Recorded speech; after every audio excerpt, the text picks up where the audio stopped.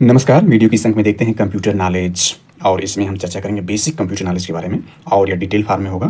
तो यह अंक जो है इससे पूरे जो वीडियो के पार्ट 1, पार्ट 2 और पार्ट 3 जो है अंक अपलोड किए जा चुके हैं बेसिक कंप्यूटर नॉलेज पर। और वीडियो के इस थर्ड पार्ट में हम देखेंगे इनपुट था आउटपुट डिवाइस के बारे में। वेरी इंपॉर्टेंट एग्जाम दृष्टिकोण से पूछता है कि कौन सी डिवाइस इनपुट है और कौन सी डिवाइस आउटपुट है, इस तरह से करके पूछ देता है। इसलिए केवल हम इसकी जानकारी विस्तृत अध्ययन के रूप में नहीं चलेंगे, केवल इसको ऑब्जेक्टिव टाइप एग्जाम के दृष्टिकोण से ही इसको समझने का प्रयास करेंगे। और ये अंक उपयोगी होगा यूपीपीएससी उत्तर प्रदेश लोक सेवा आयोग द्वारा आयोजित 2023 के लिए एपीएस भर्ती यानी एडिशनल प्राइवेट सेक्रेटरी भर्ती 2023 में जो प्रारंभिक चरण है उस प्रारंभिक परीक्षा में जो है 50 मार्क्स का जो होगा ऑब्जेक्टिव टाइप कंप्यूटर नॉलेज पूछा जाएगा। साथ ही यूपीट्रिपलसी द्वारा आयोजित जो वीपीयू है यानी यूपीट्रिपलसी द्वारा आयोजित ग्राम पंचायत अधिकारी के मुख्य एग्जाम यानी मेन एग्जाम में भी कंप्यूटर नॉलेज संबंधी पार्ट जोड़े गए हैं। तो इन दोनों परीक्षाओं के साथ ही राज्य लोक सेवा आयोग जिसके अंतर्गत UPPSC, BPSC, Uttarakhand PSC, Chhattisgarh PSC, Jharkhand PSC, Rajasthan PSC इत्यादि में यह समान रूप से उपयोगी है। साथ में यह संघ लोक सेवा आयोग यानी यूपीपीएससी में भी यह अंक अति महत्वपूर्ण साबित होगा।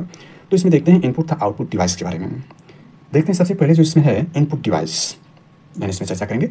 एक कंप्यूटर में इनपुट था आउटपुट दोनों उपकरण होते हैं जिन यंत्रों के द्वारा डेटा इनपुट किया जाता है, अर्थात जिन यंत्रों से आंकड़े, शब्द, निर्देश मेमोरी में डाले जाते हैं।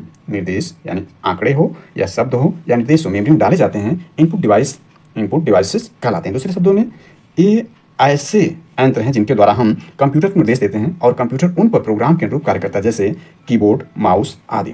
कुछ प्रमुख इनपुट डिवाइसेस अंकित हैं, डिवाइसेस के बारे में देख लेते हैं। तो पहला जिसका मुख्य डिवाइस देखें कीबोर्ड है, दूसरा माउस है, तीसरा ट्रैकपैड है, चौथा जॉयस्टिक है, पांचवां स्कैनर है, छठवां माइक्रोफोन है, सातवां वेब कैम है, आठवां जो बार कोड रीडर है, नौवां देखें तो OCR है यानी ऑप्टिकल कैरेक्टर रीडर है, 10वां देखें तो MICR है यानी जो OCR को हमने देखा इसका फुल फॉर्म है यानी पूर्ण रूपी कई बार एग्जाम पूछा जाता है। तो OCR ऑप्टिकल कैरेक्टर रीडर है जो कि एक इनपुट डिवाइस है। इसके बाद MICR भी इनपुट डिवाइस है, उसका पूर्ण रूप भी पूछा जाता है या इसका फुल फॉर्म पूछा जाता है, जिसको देखें मैग्नेटिक इंक कैरेक्टर रीडर है, MICR है। इसके बाद 11 नंबर देखें तो इसमें 11वां नंबर जो इनपुट डिवाइस है वो है OMR सीट जो मिलती है ऑब्जेक्टिव टाइप प्रश्न के लिए जिसका प्री एग्जाम होता है, अक्सर एग्जाम जितने भी आयोजित किए जाते हैं OMR सीट पर है। तो MIR का मतलब होता है ऑप्टिकल मार्क रीडर और यह भी एक जो है ये इनपुट डिवाइस है। किम्बाल टैग रीडर, इसके बाद स्पीच रिकग्नाइजेशन सिस्टम और चौथा लाइट पेन और 14 नंबर लाइट पेन और 15 जो टच स्क्रीन यानी जो टच स्क्रीन होती है वह भी आपकी इनपुट डिवाइस है। कीबोर्ड के बारे में थोड़ा संक्षिप्त रूप में देखते हैं। तो कीबोर्ड यह है कीबोर्ड किसी भी कंप्यूटर की प्रमुख इनपुट डिवाइस है जिसके प्रयोग से कंप्यूटर में टेक्स्ट या न्यूमेरिकल डेटा निवेश एंट्री कर सकते हैं। कीबोर्ड में सारे अच्छा टाइपराइटर की तरह क्रम में होते हैं, लेकिन इसमें टाइपराइटर से ज़्यादा बटन होते हैं। इसमें कुछ बटन जिसको बार बार किए जाने वाले कार्यों के पूर्ण निर्धारित किया जा सकता है, जैसे F1 बटन को सहायता हेल्प के लिए प्रोग्राम किया जाता है। कीबोर्ड को कंप्यूटर से जोड़ने के लिए विशेष पोर्ट बनी होती है, लेकिन आजकल USB कीबोर्ड आते हैं जो कंप्यूटर के USB पोर्ट यानी USB पोर्ट में लग जाते हैं। था वायरलेस कीबोर्ड भी आते हैं जिन्हें सिस्टम में जोड़ने की जरूरत नहीं होती। कीबोर्ड में 5 प्रकार के की होते हैं। एक मानक स्टैंडर्ड लैपटॉप के अल्फा न्यूमेरिक कीबोर्ड पर 100 से 104 की होते हैं, यानी इसको कीबोर्ड को देख सकते हैं। यह कीबोर्ड का है जो कंप्यूटर में यह आपका कीबोर्ड की संरचना दिखाई गई है। इसमें एल्ट है, कंट्रोल है, इंटर है, अलाउ है, न्यूमेरिक है, रिटर्न है, फंक्शन अल्फाबेट है, टैब है, ESC है, कैप्स लॉक है, शिफ्ट है, स्पेस बार है, इसको देखा जा सकता है। इसके बाद देखें तो अल्फाबेट की यानी इसमें देखते हैं तो कीबोर्ड में 26 अल्फाबेट की A से Z तक होते हैं जिनका उपयोग कर हम किसी भी शब्द या टेक्स्ट को लिख या टाइप कर सकते हैं। तो यहाँ अल्फाबेट की को हमने देखा, अल्फाबेट की कहाँ पर है, ये अल्फाबेट के यहाँ पर है, यह अल्फाबेट के है। इसी प्रकार से ये सारी जानकारी संख्यात्मक के न्यूमेरिकल की इनकी संख्या यानी इनकी का उपयोग नंबर या अंक टाइप करने के लिए होता है। इन पर 0 से 9 यानी डेसिमल नंबर तक होता है, 0 से 9 तक संख्या अंकित रहते हैं। साधारणतः कीबोर्ड के दाहिनी तरफ अंक टाइप करने के लिए संख्यात्मक की पैड होता है जिसमें 0 से 9 तक अंक दशमलव जोड़ घटाना गुणा भाग के की होते हैं। संख्यात्मक की को देखा जा सकता है, ये न्यूमेरिकल की है और ये दाहिनी तरफ है। तो इसको जो है डेसिमल सिस्टम पर आधारित है 0 से 9 तक, क्योंकि कंप्यूटर को जैसे हम जानते हैं कि 3 संख्याओं पर आधारित होता है। इसमें ज़्यादा फेमस द्विआधारी है जिसका बेस 2 होता है, लेकिन डेसिमल का बेस 9 होता है। इस पर चर्चा वीडियो के पूर्व अंक में हम कर चुके हैं, वहाँ से आप देख सकते हैं इसको। इसके बाद देखें तो फंक्शन की, तो यह तीसरा फंक्शन की है। कीबोर्ड में सबसे ऊपर स्थित होते हैं। इन बटनों पर F1 से F12 अंकित होते हैं। इनका उपयोग बार बार किए जाने वाले कार्य के लिए पहले से निर्धारित रहता है। इसके उपयोग से समय की बचत होती है, यानी फंक्शन की को भी यहाँ देख सकते हैं, यह आपका फंक्शन की है। इसके बाद नेक्स्ट इसमें देखते हैं कर्सर कंट्रोल की। इन की का उपयोग स्क्रीन पर कर्सर को कहीं भी ले जाने के लिए होता है। ये 4 भिन्न भिन्न दिशाओं को इंगित करते हैं, जिसमें 4 तीर के निशान से दर्शाया जाता है। इसे एरो की भी कहा जाता है। इसे दायां लेफ्ट या बायां राइट या ऊपर अप या नीचे डाउन एरो भी कहते हैं।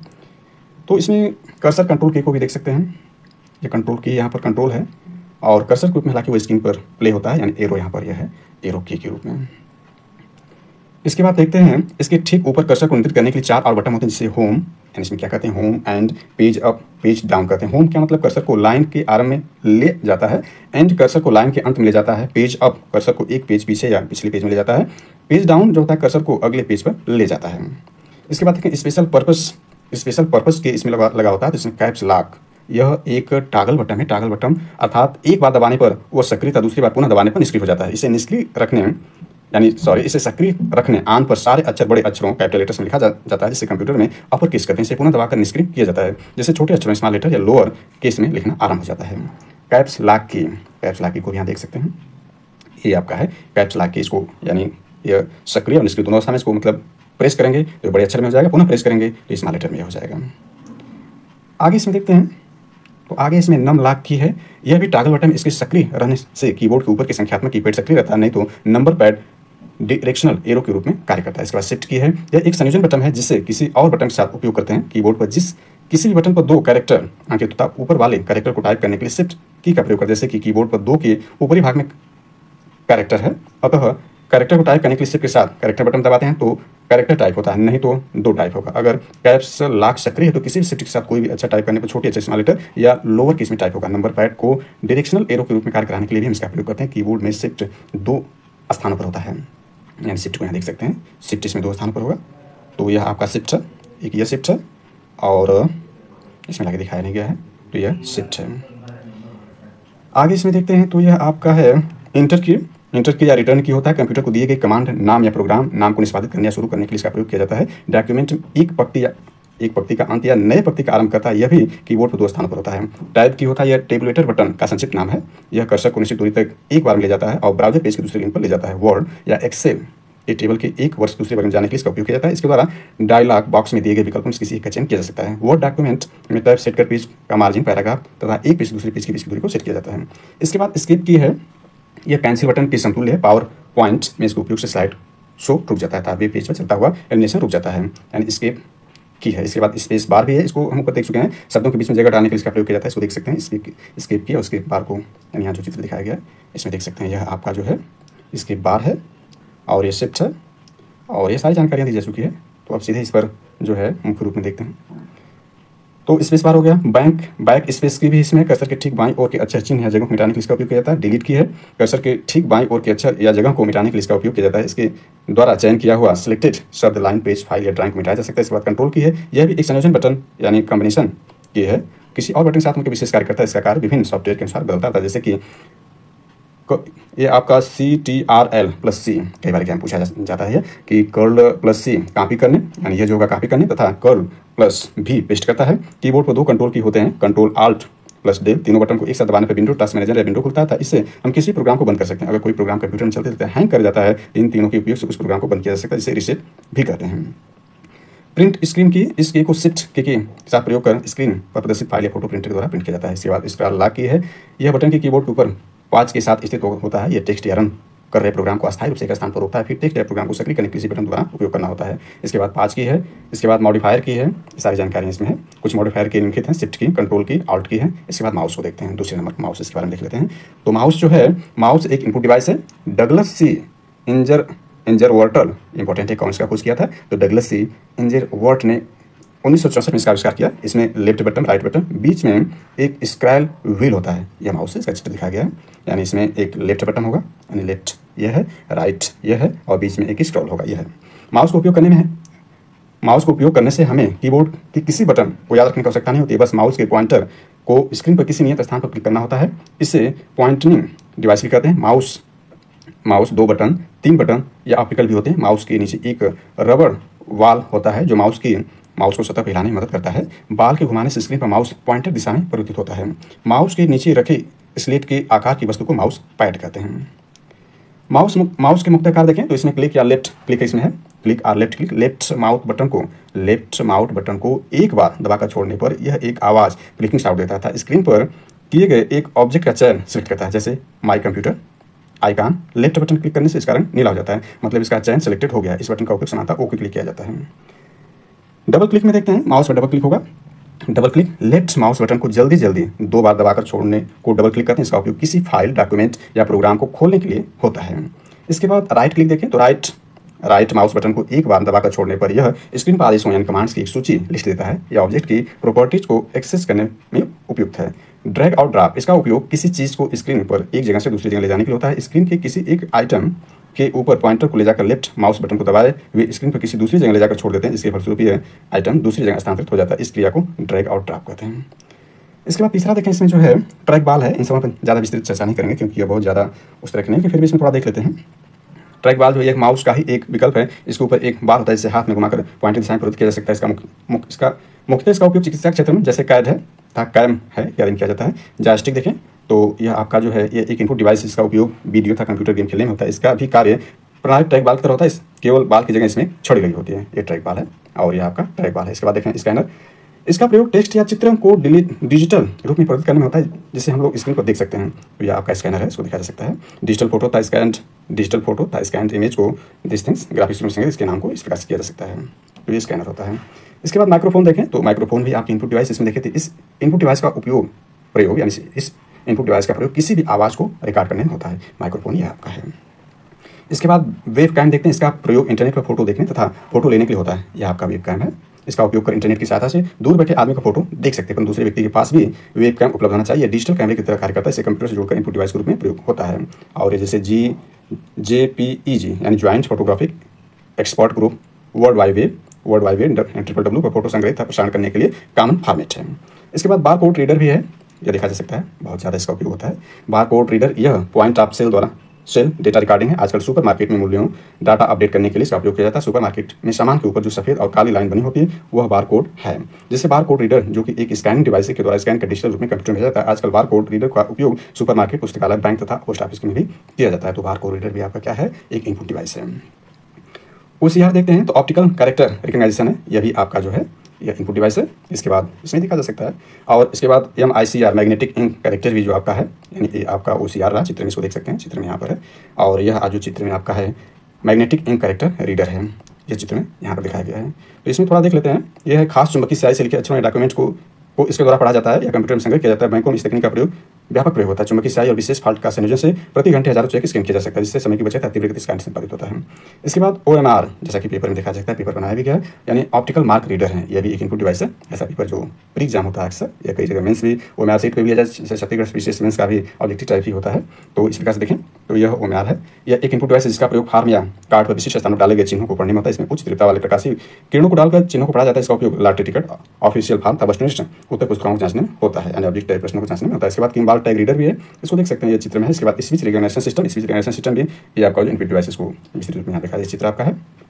इसके बाद प्रकाशीय कलम लाइट पेन भी होता है, एक इनपुट डिवाइस। इसका उपयोग डायरेक्ट स्क्रीन पर कुछ भी लिखने, चित्र बनाने में होता है। जैसे ऑनलाइन पढ़ाई होती है, ऑनलाइन जो कोचिंग चलती है उसमें प्रकाशीय कलम का प्रयोग किया जा सकता है। इसके बाद टच स्क्रीन, जो मोबाइल पर टच स्क्रीन जिसके उपयोग से यह कार्य किया जाता है। टच स्क्रीन भी आपकी इनपुट डिवाइस है। एक इनपुट डिवाइस है। जब हम किसी स्क्रीन को स्पर्श करते हैं तो ये पता लगा लेता है कि हमने इसे कहाँ स्पर्श किया। इसका उपयोग बैंकों में, ATM तथा सार्वजनिक सूचना केंद्र में स्क्रीन पर उपलब्ध विकल्पों को चेक करने के लिए किया जाता है। इसका उपयोग संगीत सुनने के लिए भी होता है।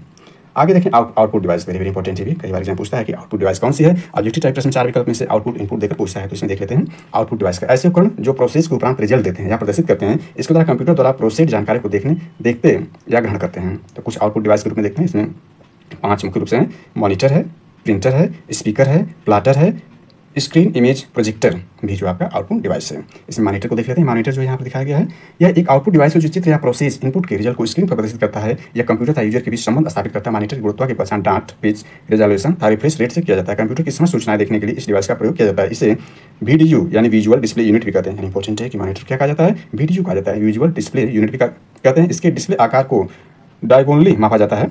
इसके बाद मॉनिटर का रिजोल्यूशन जितना अधिक होगा, पिक्सल उतने ही अधिक होंगे। मुख्यतः 2 प्रकार के मॉनिटर होते हैं आजकल, यानी मुख्यतः 2 प्रकार के मॉनिटर आजकल प्रचलन में पहला जो है CRT है, यानी कैथोड रेज ट्यूब है।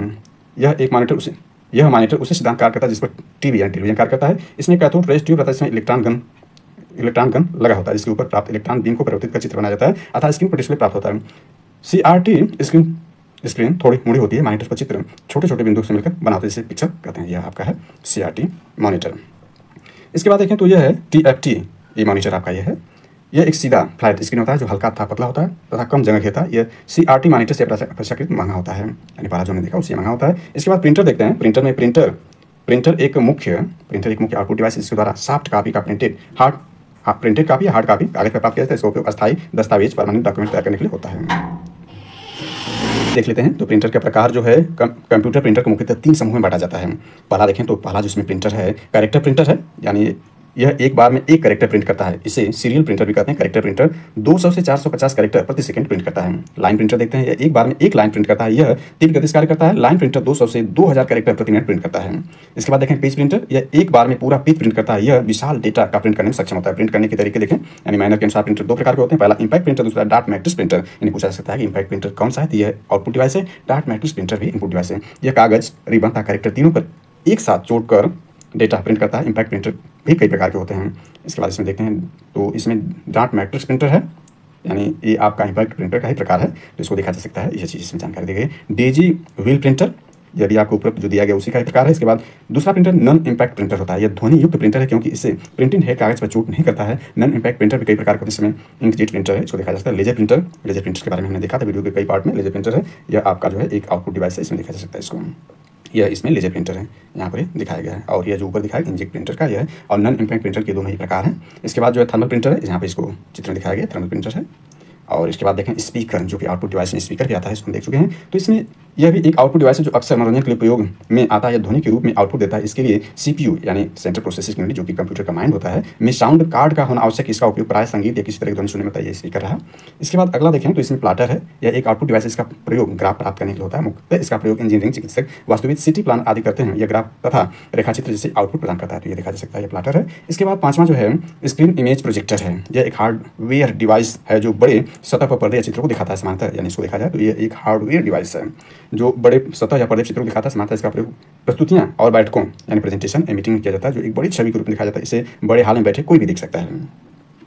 इनपुट तथा आउटपुट डिवाइस के अलावा कुछ डिवाइस होते हैं जो इनपुट तथा आउटपुट डिवाइस दोनों ही होते हैं, यानी ये पूछा जाता है कि दोनों, यानी कॉमन रूप से एक एग्जाम के पूछा जाता है कि कौन सी डिवाइस है। तो इसमें उभयनिष्ठ रूप से जैसे मॉडर्न है, यह डाटा प्राप्त रिसीव था प्रेषित सेंड दोनों करता है, इसलिए ये मॉडर्न जो है ये इनपुट और आउटपुट दोनों डिवाइस की तरह कार्य करता है। जैसे स्क्रीन भी है, ये आउटपुट डिवाइस की तरह स्क्रीन पर इमेज तथा आउटपुट दिखाता है, यानी आउटपुट डिवाइस की तरह स्क्रीन पर इमेज था आउटपुट दिखाता है, इनपुट डिवाइस की तरह स्क्रीन पर ऑब्जेक्ट के साथ इंटरेक्ट करने की अनुमति देता है। यह भी कॉमन रूप से इसका उपयोग होता है। इसके बाद देखें हेडसेट, यह भी कॉमन है। इसमें स्पीकर और माइक्रोफोन दोनों होते हैं।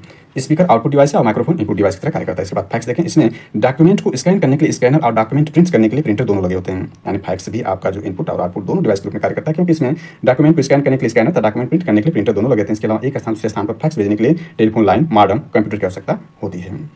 Thanks for watching this.